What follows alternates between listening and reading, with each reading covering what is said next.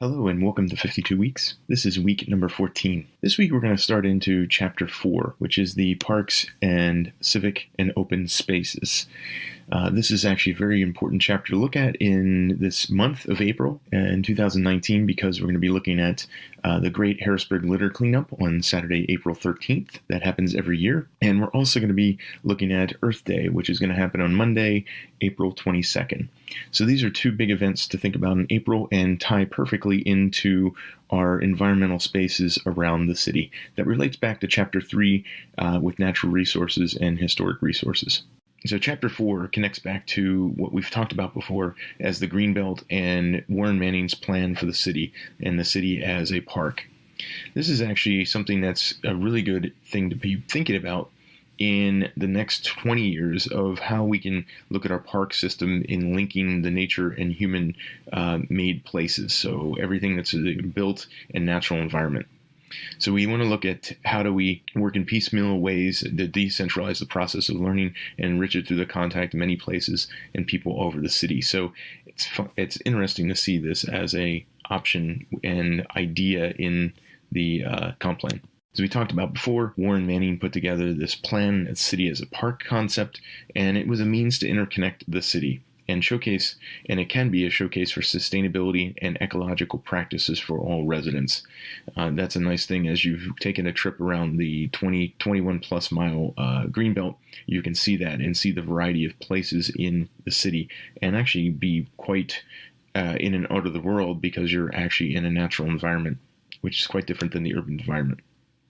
So the idea of shrinking cities that's talked about in this chapter is understanding the transition from industrial and economic based and manufacturing based to something that's more service and information based. And this has happened to many cities across our nation.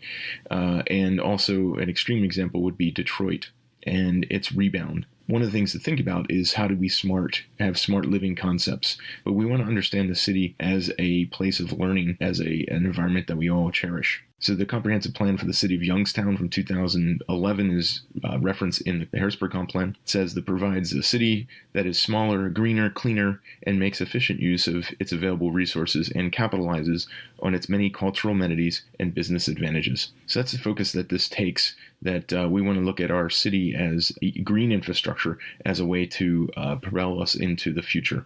When thinking of shrinking cities, we want to do smart living, and it's a play on smart growth. We look at our city, we know that there's places that we should not build. The shrinking cities, we want to look at a near moratorium on new building development in the areas that show that are prone to sinkholes, that have a geological substructure that's unstable, and any areas of floodplains. This should be a typical process. We don't want to encourage development in these areas. This provides a focus on other areas for future investment that have constantly been off the radar because of the push for either central business district, as we said, or the areas along the river. We also recognize that the Riverfront Park and Front Street, all these areas are still going to be popular because that's where people are and we got the views, but that's also prone to flooding. So we really have to balance even private investment that is residential investment, really consider what that means as far as a first ground floor level and how do we treat and design well. We should be doing better in dealing with the ground floor plane.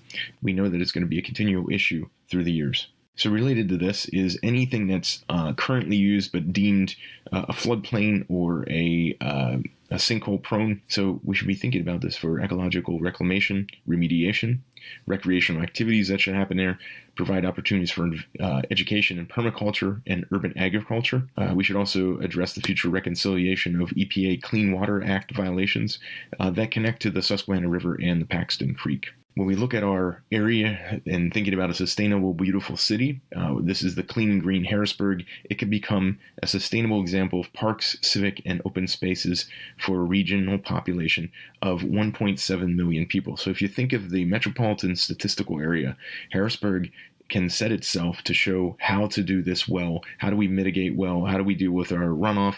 How do we show sustainability and ecological development that's done right? This could be a showcase for the rest of the region in using our universities, our college and universities, the technology that we have. How do we work with our technology and our agricultural technology to really boost our region and become a showcase for those looking for this type of information outside of and around the city. So we go from 1901 to the present in the City of Beautiful movement over the years, trying to turn back to that and close that idea, or actually complete the Warren Manning plan. We can think about strengthening the spaces for social space. And the comp plan looks at various areas, and this is in the land use and evaluation management, stormwater management, pollution remediation, ecological stewardship, gathering spaces, fresh food, recreational space, and neighborhood connectivity. So when we look at valuing social infrastructure, the types of public space that's out there, the connectivity that it brings, we can look at these things in the social infrastructure. Comes from the Eric Kleinberg's book, Palaces for the People, How Social Infrastructure Can Help Fight Inequality, Polarization, and the Decline of Civic Life. This can also be seen in our physical space. We've talked about the public realm in past episodes. So this is in the large parks, the linear parks, campuses, streetscapes, plaza, and small parks. We'll get to those in another segment as we work through Chapter 4. So we look at this valuing social infrastructure. The changeover is understanding this green space that we have and our relationship to it. So we look at the City Beautiful Movement 2.0, our city, our concern. We can see this is an existing tree or green space plan, and then the proposed master planning for green space that's in here in the comp plan. So this is really what we should be asking our city officials to be doing, is coming up with a master plan that's going to look at all of the areas of the city and how do we strengthen those through green infrastructure, all types of park, linking the community parks, the street types, pedestrian streets, living streets. All these things need to be coordinated in one way, so that when someone looks at, okay, what are we going to do in this small area plan? Well, it's going to relate to such and such area in a larger context because of whatever street, if it's a boulevard, if it's a living street, if it's a pedestrian street. All these answers begin to be a no-brainer because we've already thought about it at the master plan level, at the comprehensive plan level, but the master plan of a parks and green space plan.